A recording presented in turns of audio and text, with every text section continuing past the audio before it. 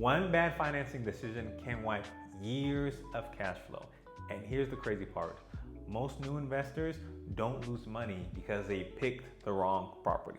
They lose money before they even close. In my experience of working in the mortgage industry, I have helped hundreds of buyers and I get to see the good, the bad, and the ugly when it comes to real estate. I get a front row seat to the financing mistakes that they make, the assumptions that they believe, and the bad decisions that can cost them thousands. I'm Charlie and welcome to The Playbook. I'm breaking down the 5 biggest mistakes that I see new investors make and more importantly, how you can avoid them. Mistake number 1, thinking you won't qualify because your income. This is the one that people confuse the most because most people assume that buying a rental property is financed the same as buying a home that you're actually gonna live in. Wrong. You're almost always looking at a larger down payment. 15 to 25%. You may have a slightly higher interest rate, and in most cases, the lender is gonna wanna make sure that you have money in the bank. Why? Because in a situation to where the tenants move out, the lender wants to know and make sure that you can continue to make that payment on time. Now, here's the part that most people miss. There's some loan programs out there where you do not even need to show income to buy a rental property. The qualifications are based on if the property cash flows. I did a full breakdown on if I was buying an investment property, this is how I would do it, but the bigger point is you need to know what financing options are available to you. Number 2, waiting for the perfect deal. I cannot beat this drum enough. This goes in line with waiting for the perfect rate. Same exact thing happens with investors. The waiting for the perfect market, perfect situation, perfect interest rate, waiting for the perfect moment to pull the trigger. And let me tell you something, there is no perfect. I've quoted people 1.99% and they still decided to wait, still waiting for a lower rate. Let me put things into perspective, okay? Every 1% that interest rates drop, that's 5 million more qualified buyers will enter the housing market, okay? So do you want to compete with the 5 million more qualified buyers that are gonna enter because you decided to wait? No, that property that you've had your eye on, that property that you've been eyeing is going to be gone. Somebody else snagged it. So while you're sitting on the sideline waiting for the perfect moment, perfect conditions, so is somebody else. The best time to invest is when you are ready and when the numbers make sense. Not when everything's perfect, because everything will never be perfect. Mistake number 3, not running the numbers first. I see this happen all the time. People fall in love with a property before they run any numbers on it. They love the location. They can already picture themselves, what they're gonna do with the property, what the repairs are gonna make. Everything is kind of clicking in their head. They understand what they're gonna do with it before they've ran any type of number. So before everything starts going, before you completely fall in love with a property, you have to fall in love with the numbers first. You wanna ask yourself 3 simple questions. What is the estimated rent in the area? What is the average rent in the area? So you're gonna wanna look up what are houses renting for in that specific area. Number 2, what is my mortgage payment gonna be? What are the interest rates looking like today? How much am I gonna put down? How much cash flow can I expect to get on this property? And then number 3, what are the estimated taxes and insurance on this property? If you do not know the answers to those 3 questions, you are not ready to put an offer out on the home. And here's what usually happens. People start making assumptions.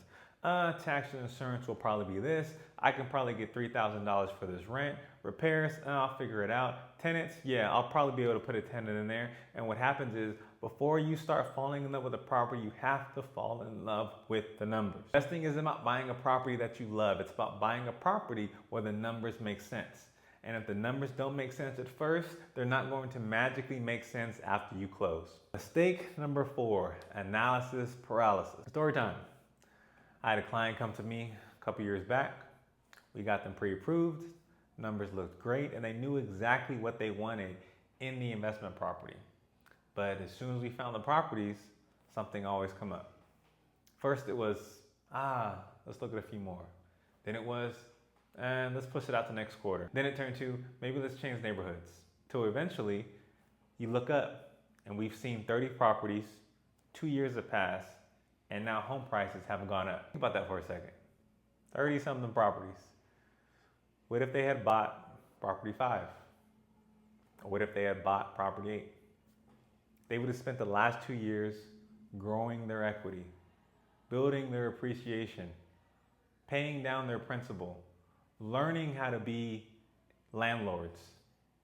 Instead, they spent the last 2 years turning into experts on Zillow. That's analysis paralysis, and it might be the most expensive mistake on this list. Because your first investment property doesn't have to be your best investment property. It just has to be your first. And over time, you're going to learn more in 6 months of owning than you will 2 years of researching investment properties. You know what I'm saying? Really quick, if this is helpful to you, please hit that like. What this does is it tells YouTube this information is so good, and it pushes it out to more people so they can benefit from it. I appreciate you. Thank you so much. Let's get back to the last one, and it might be the most important one. Mistake number 5, going at it alone. And this is a big one because trying to figure all of this out by yourself, it can be a lot. Buying a home as your primary is already an animal by itself, but buying a home as an investment property is a completely different beast. Anytime there's any type of real estate transaction, there is so many hands, there's so many people involved, and it takes a joint and team effort to get that transaction to the finish line. I've seen deals fall apart because they picked the wrong lender. I've seen deals fall apart because they picked the wrong realtor. You need a team around you who understands the landscape of real estate investing. I had a guest on my channel, and she was a real estate professional in Los Angeles, and she said a lot of people don't realize what it takes. And I think about that often because she's right. A lot of people don't realize all that it takes to close just one transaction. It's exactly why when you're first starting out as a real estate investor, you want to build a strong team around you so they can make that path easier for you and you can avoid any landmines along the way. One last thing before we wrap up, because this isn't really a financing mistake, but it's more of a mindset mistake. Because I believe that social media has done people a disservice when it comes to real estate investing. See, everybody sees the 50 rental properties. Everybody sees the beautiful property that's been remodeled. Everybody sees the checks, the cash flow checks. Everybody sees the financial freedom that people have built. Nobody sees the condo that investor bought that needed a ton of work. Nobody sees the duplex that they bought that needed a new roof. Nobody sees the sacrifices that they had to make in order to save up for that down payment to buy another investment property. Real estate isn't exciting because it can make you rich in 6 months. It's exciting because what it can do over 10 to 15 to 20 years, if you stay consistent. Because anything worth building takes time, and real estate is no different. Your first investment property isn't supposed to solve every financial problem that you have, but it's supposed to teach you how to buy your second and then your third. Patience is the main ingredient here, and it might be the biggest advantage an investor has. This is The Playbook by Charlie, giving you the real plays that win. Till next time.